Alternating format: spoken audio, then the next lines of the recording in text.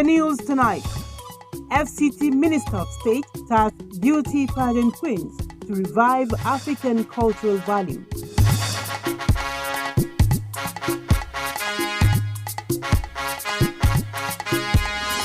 And INEC suspends the ongoing continuous voter registration exercise preparatory to area council elections.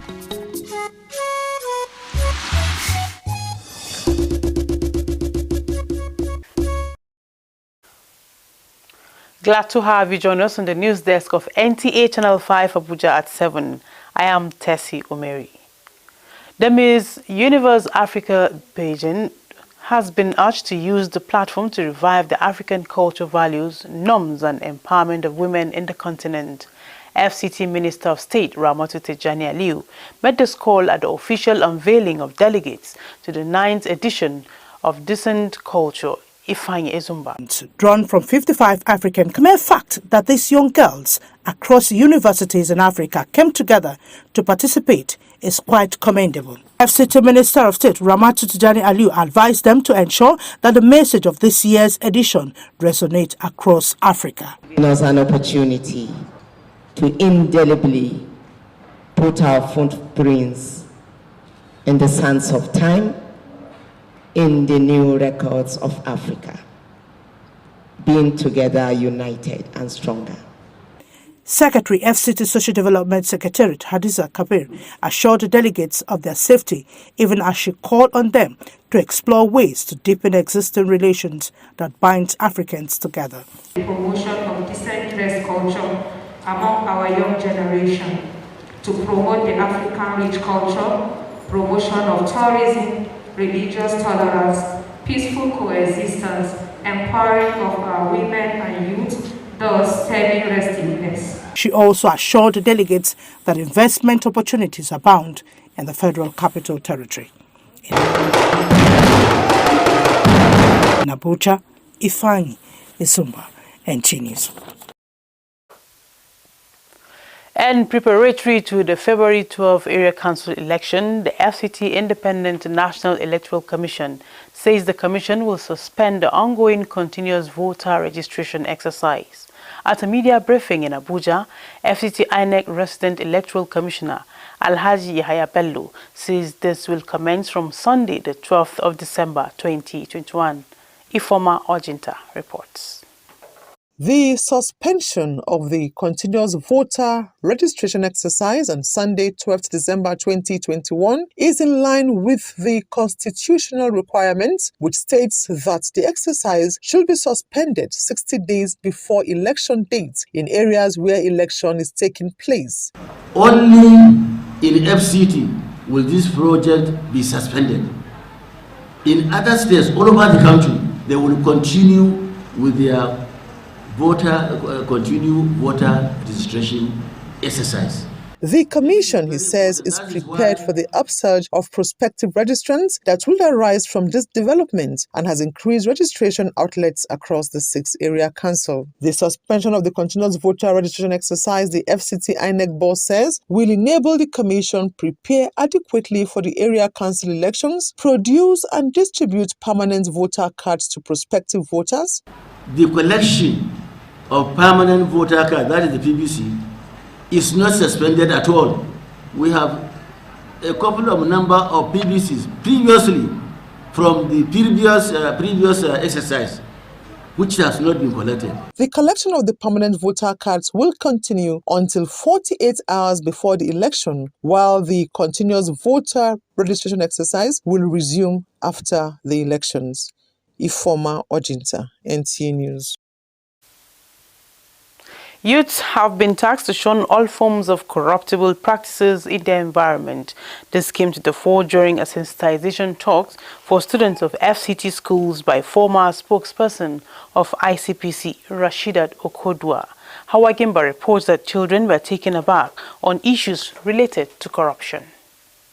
I learned a lot of things about corruption, like the effect of corruption. Why? Because it eats up our country economy. That was Khadijat Bashir Tanko, a 16-year-old student of Government Secondary School, Tudunwada, articulating what is needed among youths to fight corruption. In a paper presentation, former spokesperson with ICPC, Rashidat Okodowa, urged the students to shun all forms of corruption in and around their environments, especially as they aspire to be leaders of tomorrow, while challenging teachers and parents to inculcate morals and values in their children. First, we have to start from those values have to be entrenched in raising our children. And this is the responsibility of both parents, not just the mothers. Responsibility both in terms of precept, what they will be telling them, and also in action, the examples that they give. We all contribute to corruption. We all participate in corruption. And then, unfortunately, we all reap from corruption. So it is something that everybody should fight. Some of the students say they have learned how to report issues of corruption and their rights as youths, which are right to life, dignity, personal liberty, fair hearing, and privacy. After I'm done learning from here, what can I do to change from the way I am now? By helping others, in any corrupt case, I can report it to the school authority. I think that the government should encourage more of these programs so that the students can know much about corruption, so that corruption will only stay in this generation and not go to further generations. It is good for us to educate our children so that they can correct the wrongs that are already on ground. The event had in attendance students from various schools within the FCT to debate on ways to fight corruption. Hawagimba, NTA News. Nation building starts with you and I, regardless of status, ethnic and religious divide. We must eschew greed and work in the interests of good of the nation. This statement was on the front burner at a press conference held by the Abuja Commandery of the Knights of St. John International. Deborah Gazajimaika has more. Briefing the media on issues bordering the church and the nation, Grand President of Abuja Commandery of the Knights of St. John International, Sir Ephraim Ofia, laments the high level of insecurity in Nigeria, calling for respect and protection of the sanctity of human life. God has blessed us with abundant human and natural resources. We only need good managers of these resources, and Nigeria will be an Eldorado. We must eschew greed and me and myself. Mentality of selfishness has so much pain, hardship, and lack amid so many resources. This is a sad irony. The government must deliver the good for the people. Sir Ephraim, who is rounding off his stewardship in the Lost Vineyard, also believes that proper parenting of children can assist build a nation of good citizens, devoid of wanton killings. We strongly believe that the proper parenting of our children will build a nation of good citizens who are honest, trustworthy, patriotic, civilized, and accommodating of one another. Nation building must start from the home, and parents must take the lead.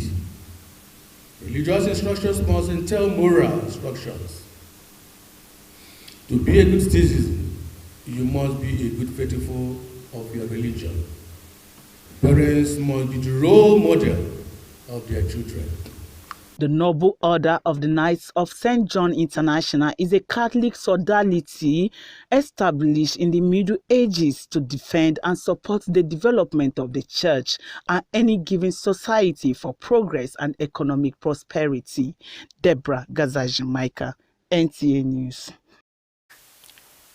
And now to agriculture. More than 62 youths have completed a one-year training program in different agricultural vocations. Secretary FCT Agriculture and Rural Development Secretariat Abubakar Ibrahim advised them to engage in ventures that will improve their living condition.